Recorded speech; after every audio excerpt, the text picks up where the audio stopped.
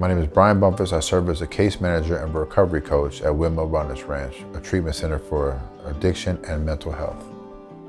I've seen addiction play two roles in a person's life. Some people can look at it as a curse. Some people look at it as a blessing. I choose the latter. It's a blessing in my life personally. It could have been a curse for a while, but if I had not found a solution to my addiction, then it would have continued to be a curse. I've heard the term grateful recovered alcoholic or addict, and I thought that was complete foolishness. I thought that was just baloney. But today I can say I'm a grateful recovered addict, alcoholic, however you want to frame that. Because of addiction, man, I've been able to get a master's degree. Because of addiction, I've actually grown closer to my family. So out of the chaos came some beauty. My uncle told me a story one time. He told me about a man that was able to live two different lives. And I got to live this wild party life where I had a blast and was doing all these crazy things, DJing and doing exotic drugs. And I can't say I didn't have a good time. During my addiction, I had a lot of fun until it wasn't. And at that point, I had to make some decisions about where my life was going. In my example, the years between 20 to 30 for a young man, me, were critical. And about that time, I started experimenting with drugs and alcohol. And like I said before, man, I had a good time. But then I started getting into all types of trouble. They say that first it's like 10% trouble and 90% fun. And then it was like 50-50 trouble and fun. But towards the end, it was like 95% trouble and no fun. And so I was able to come to a great treatment center. Something like Windmill Wellness Ranch, and I kind of slowed my life down, man. I got to get some insight and find out exactly who I was. In doing that, I became sober. It's like I became sober by default, but that wasn't the end. I thought being sober was the apex of Brian. Just get sober and live your life, and then everything will be great. That's all you need to do is get sober.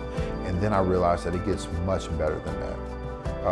Addiction and being in a program, any type of anonymous program or any type of addiction management program has taught me integrity, honor, brotherly love, commitment, honesty, and I've been able to work on some of the character flaws that exacerbated my addiction.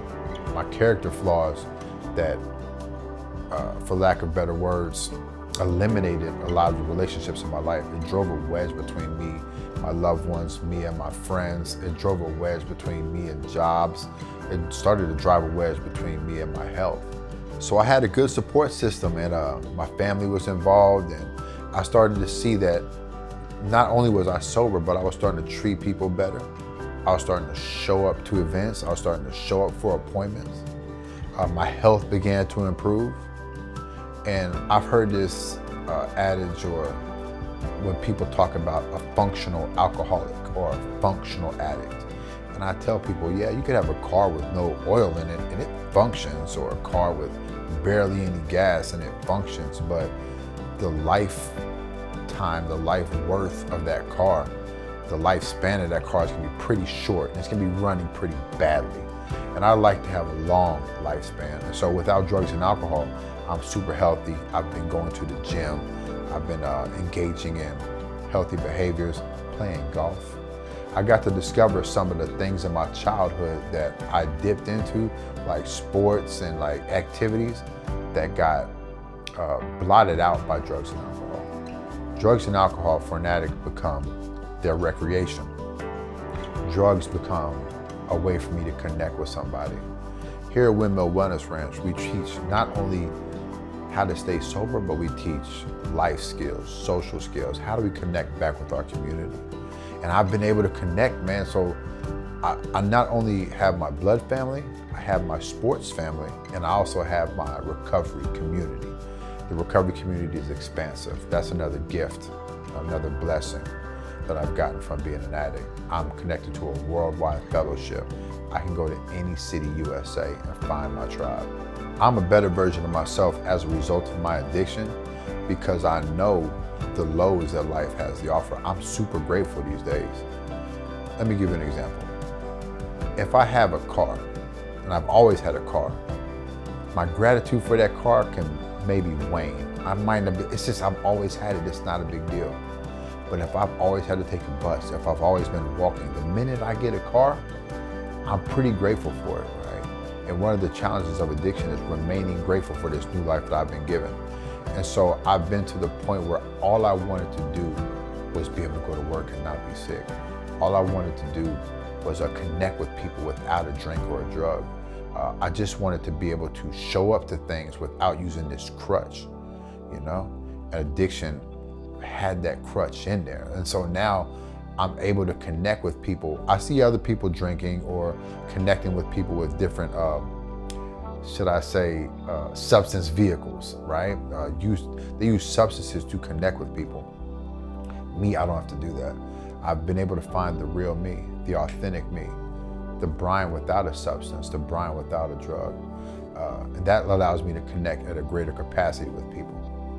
If I would have never had an addiction, I wouldn't have been able to connect with myself as I am now.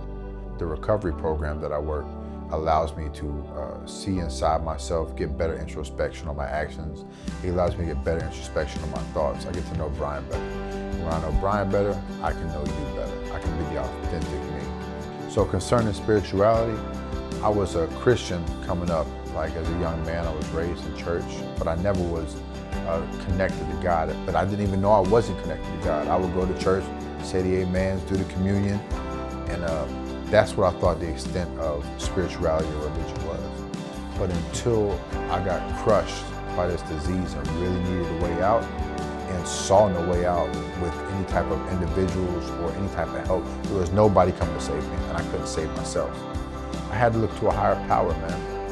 And evidence of a higher power is when you're able to stop an addiction that was previously kicking your butt for years. God has enabled me to do something I've never been able to do in my life. Now, I could chalk it up to me getting older and me getting wiser, but that's not the case, because the wiser and older I got, the more I learned how to use drugs even more effectively. But when I stopped and turned my life over to a higher power, and my addiction pretty much solved. It's drawn me closer to God. And I want to stay closer to this source to continue my sobriety. Reframe the way that you think about addiction. Instead of this being a curse, it could be the next step in your evolution. Thanks for watching. We know that if you've seen this video, chances are someone you love is struggling with addiction, and we want to help. We have a free family course at windmillfamilycourse.com. Sign up to check out some of the most important topics that help family members around this struggle. Your family has hope.